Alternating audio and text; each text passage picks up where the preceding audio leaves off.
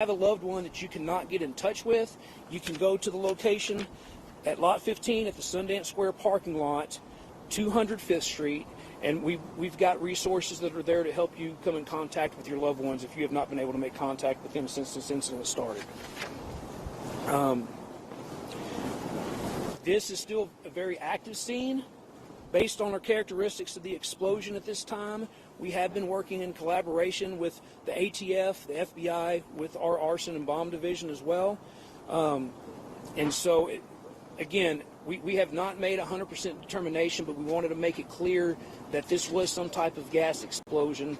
And we're still working on the details of that to figure out what all caused that at this point in time. The hotel was operational. We do know that there was some reconstruction and stuff that was going on. There were 26 rooms that were occupied. So like I said, we did get, people were either checked into the rooms and had gotten out on their own, or we did go in there and do some rescues on some patients, you know, to make sure that we could get them to the proper immediate emergency care. The patient count as we speak is 20. At this point in time, we do not have any casualties. We don't have any deceased that we're aware of at this time after all the search and stuff that we've done. So I want to bring an emphasis to that. I can open it up for questions at this time. Sir, do you think that the reconstruction might have had, or can you explain a little bit about what that work was and if it might have had anything to do with the explosion? Well, so the question is, as far as the reconstruction goes, is that what may have caused the event that happened today? I don't know the details on the reconstruction itself. I don't know if it was, I mean, the hotel was operational, and so I guess basically I can't answer that question specifically for you.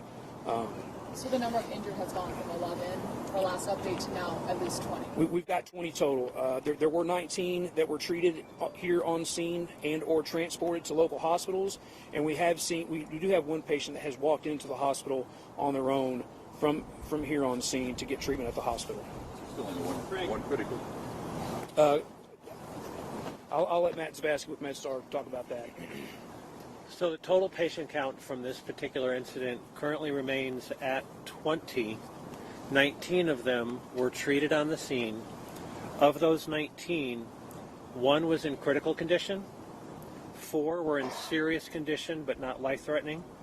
The rest had minor injuries. So far, 14 patients have been transported to local hospitals.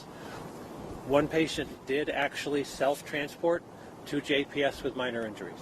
So a total of 21 patients total injured from this event so far that we know of. Now, were these people who were in the building? Were they walking on the sidewalk? Were they driving? Do you have any idea on where people were when they were injured? They were, we don't know where they were when they were injured. They could have been outside, they could have been inside. So we're not sure. You said you were able to find the person missing, right? I'm going to let Craig answer that, but yes. And that was for you, the 14 that were taken, does that include the person who walked in, or is it 15? No, it'd be 15. We transported 14 to the hospital using 12 ambulances and our ambulance. All of them. Yes, we triage them we rotate them to make sure that no one hospital is going to be inundated with patients. We saw a woman being treated outside of the hotel. Is that the patient that was missing or the person that was missing? Don't know. Someone was found when you did the second sweep. You mentioned that. Yes, ma'am. So when we do our preliminary search, it's a real get in quick. At that point in time, we weren't really sure. You know, they were talking about the stability and stuff of the structure itself. So when we do our primary search, it's a real get in there fast, as quick as you can, kind of room by room type thing, just like we do in house fires and other incidents. Hazardous materials if we're going into a structure. Then once we kind of get a little bit of headway on the incident, it allows us to go back in a second time and take a little bit more time to do a more detailed and thorough search, just to make sure we can go room by room, looking through all the different places. You know, at some instances, like on this one, there was some smoke that was involved. So that secondary happens after everything's kind of cleared out a little bit, and we've got a better visual standpoint to go in and really feel that we've done a lot better of a job outside of, you know, the second time. So just clear here, is it 20 It was 20 total. 19 were from here on scene.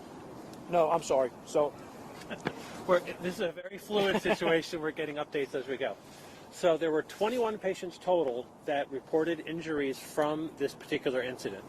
We all treated 20 on scene. One left the scene, went to JPS on their own. Thank you. Does that help? I'm glad we got you the right answer to that question. Can you tell us more information about for those who are trying to find their loved ones? Can you give that address? So that address, we call it the Family Assistance Center. Sometimes it's known as the Reunification Center, just to be clear with all the different terminologies and stuff that goes on. That is actually at, like I said, it's at parking lot 15. At the Sundance Square parking lot. The address is 200 5th Street. 200 5th Street. So again, like I said, if you've got loved ones or family members that you have not been able to come in contact with since this incident happened, you can go down to that location and they will be able to help you get in touch with those family members. Like I said, I do know we have, just from the amount of people that are down here right now, we have been having some some cell phone issues, not being able to get out or in and things of that nature. Sir, is there anything you can say about like how often gas grids might be inspected and if there's been any issues in this? So all I can say on that is I do know Atmos is on scene.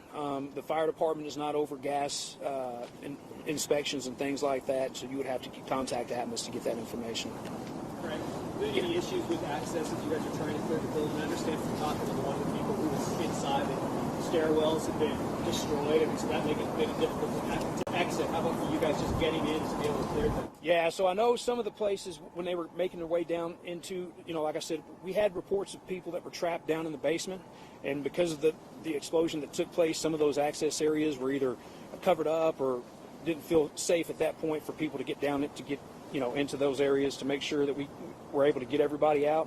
So that did play into the tactical standpoint of this operation. It was just safety for our people to make sure we could go down there and safely bring out whoever that we could find without causing more of an issue than what we already had.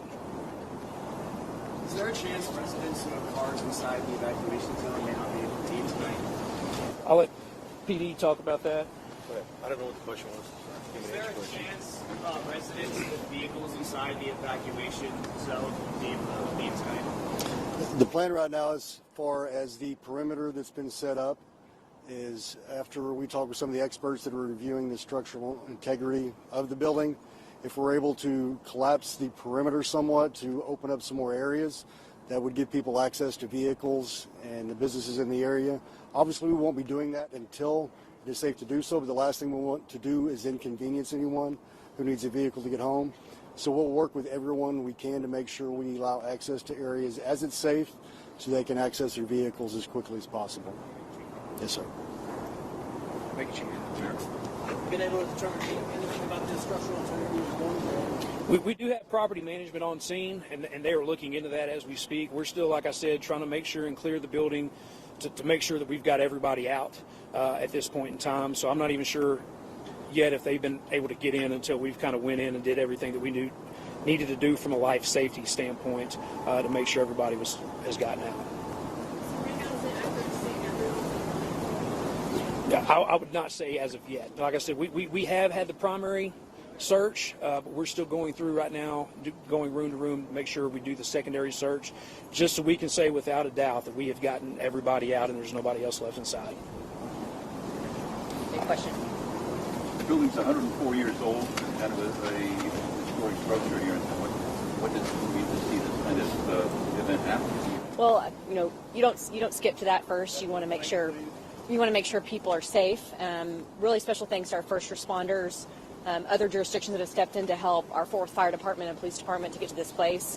But of course, it's a beautiful building that was just recently renovated and opened, and so we'll work with the ownership of that building as quickly as possible, as soon as it's structurally sound enough to do so. But it's heartbreaking for downtown Fort Worth, of course, and at this point, well, our hearts and prayers are with the victims at area hospitals. So.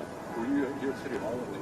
Yeah, I was actually at our new building, at the new Pier 1 building. So, but this building was pretty quickly evacuated, as was the federal building and others in the surrounding area. Did you hear it? I did not hear it, but our staff that was here at City Hall definitely did. Most of them kind of described it as an earthquake sound. Yeah. Any other questions? Thank you. All right, again, thanks for everybody coming out. We'll probably, I would say before the 10 o'clock hour, we'll be back seeing everybody again. Hey, can you describe the scene when you guys when you first rolled up? Can you describe what we're not seeing? You can't see it down the street. Yeah, so when you pull up on the scene, I mean, it's there's a lot of destruction and stuff that's going on, not only on when you're looking at the building itself, that you can tell that there's been some windows, it looks like maybe some walls and stuff that have been blown out, covers from whether it be gas or water that are, you know, inside the streets, that covers were blown off from the street side. So, I mean, when you're looking, you know, like I said, there was a small fire I know that they had to extinguish throughout that event. So, I mean, it was chaos there for a minute when you show up and you're trying to figure out, okay, how many people are we talking about? What all resources and stuff do we need to make sure that we can, you know, keep this as small as possible, but make sure we're on our end we're keeping the resources and everything coming in to make sure that we have them there on site instead of calling for them later and you've got to wait, especially with as congested as downtown got with all the emergency vehicles, to make sure that we had those resources that were there on scene.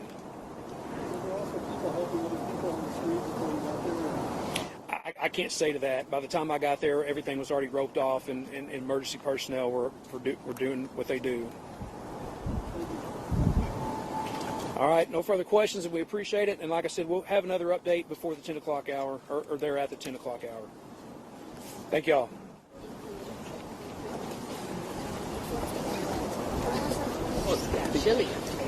Déjame agarro mis micrófonos.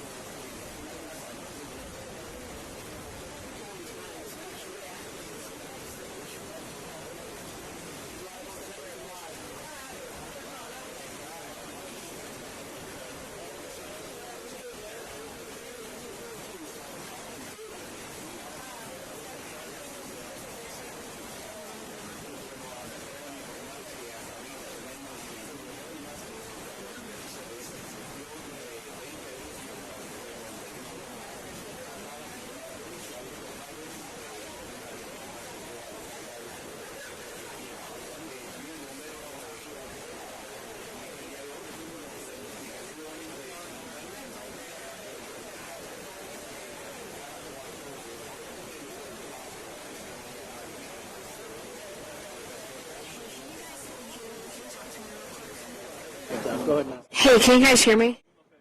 It's Adriana. Do you still plan to come to me?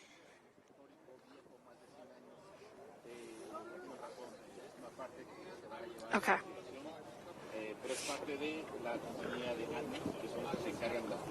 Okay. They said possibly they just want me to be in front so that I'm ready. So, and then would you still roll that sound that was planned? Can I walk across? Okay to walk across? We call live. Oh, you're live?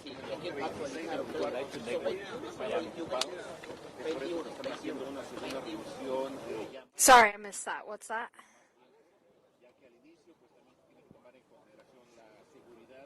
No sounds? Okay.